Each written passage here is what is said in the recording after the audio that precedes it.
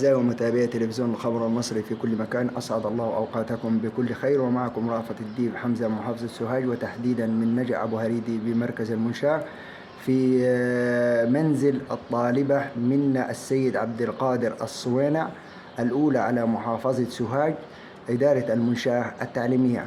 بداية منا نقول لك ألف مليون مبروك ونورتي على تلفزيون الخبر المصري. عرفينا بنفسك للسادة المشاهدين. اسمي منة الله السيد عبد القادر أحمد الصوينع، طالبة من مدرسة أسماء بنت أبي بكر الإعدادية بنات، وحاصلة على الدرجة النهائية في الشهادة الإعدادية في المنشاة. منا انت كنت متوقعه النتيجه دي؟ الحمد لله كنت متوقعها. انت بتصلي يا منا؟ بصلي الحمد لله، وحافظة من كتاب الله 21 جزء. ما شاء الله عليكي. طيب منا كان يعني كنت بتنظمي وقتك ازاي وانت في المذاكره، بالذات في الايام الاخيره بتاعت الامتحانات؟ وانا كنت بذاكر على طول، يعني كنت بصحى واصلي الفجر وبعد كده ببدأ مذاكرة، وان كان علي درس بروحه، والحمد لله ربنا كرمني. وكنت بسهر، يعني احيانا كنت بسهر للصبح، ومع امي كانت على طول جنبي وكانت تسهر معايا، وكان يعني الحمد لله كانت ايام وربنا عداها على خير ان شاء الله. الحمد لله. والدك متوفي يا منا؟ متوفى. كان مين اللي داعم لك اكتر حاجه في اثناء المذاكره، اللي وصلك حتى وصلت للنتيجه دي؟ امي كانت على طول جنبي وبتشجعني دايما، ربنا يبارك لي فيها. ربنا يبارك فيها. منا تحبي توجهي رساله لاصحابك تقول لهم ايه عشان يبقوا متفوقين زي حالاتك؟ اقول لهم ثقوا في ربنا وتوكلوا عليه وذاكروا بجد واجتهاد وما تراكموش عليكم حاجه، وربنا يكرمكم ان شاء الله. ألف مليون مبروك يا منا. ونتعرف على والدتك دلوقتي. السلام عليكم. وعليكم السلام ورحمة الله. عرفي نفسك السادة المشاهدين.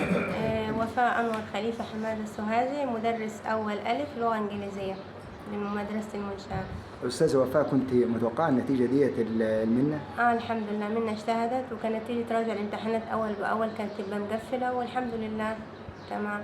تعبت يا أم منة معاها؟ تعبت جدا أيام بالذات الامتحانات بالذات. يعني عليك مسؤولية بعد وفاة زوجك طبعا الله يرحمه. تعبت كتير معاهم، وأي حاجة هم بيطلبوها كنت بجيبها لهم، ومعاها هي منة بالذات كنت بسهر معاها للصبح اسمع لها، خد يا ماما سمعي الحته دي اسمعها لها، والصبح زي كده افتش المقلمه بتاعتها اشوف فيها كل الادوات موجوده ولا لا، في فلوس ولا لا، واحضر لها الشنطه وكل حاجه قبل ما تطلع. هو والد منة كان بيشتغل ايه حضرتك؟ مهندس، كان مهندس كهرباء تبع شركه المي. طب معك ايه اولاد؟ معايا بنتين تاني ولد غير منة، يعني 3 بنات وولد. ربنا يبارك لك فيهم ان شاء الله، والف مليون مبروك منة. ونتعرف بالحجه. منصور عبد القادر احمد، عمة مني.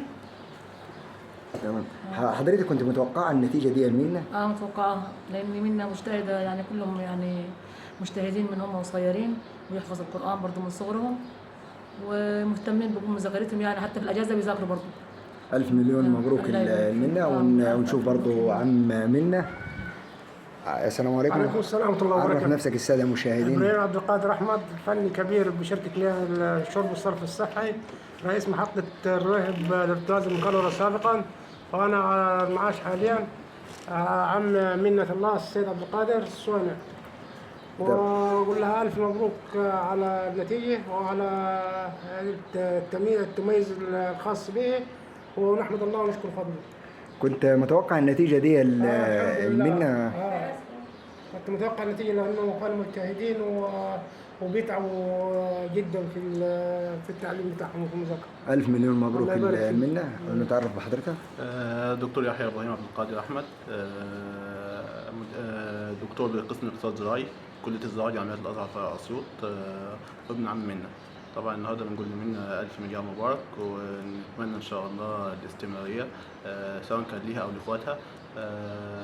طبعا ده كله جاء بعد مجهود وتعب كبير جدا طبعا من والدتها، طبعا بعد وفاة والدها عليه رحمة الله، وطبعا كان برضه من قبل طبعا من التعب من مجهود والدها عليه رحمة الله طبعا في السابق، فطبعا هم كملوا على نفس المستوى، فما شاء الله عليهم، يعني ربنا يزيدهم باذن الله.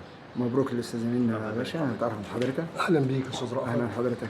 ناجح انور خليفه الصوهاجي، معلم كبير لغه عربيه، وخال منة الله السيد عبد القادر. طبعا كنت متوقع الدرجه دي مني. عندنا مثل احنا بنطبقوه: من زرع حصد، ومن جد وجد. صح. طبعا هي جدت واجتهدت وحصلت في الآخر التفوق، علاوة على إن هي طالبة ملتزمة متدينة حافظة ال 21 جزء، فننتظر منه التفوق طبعا.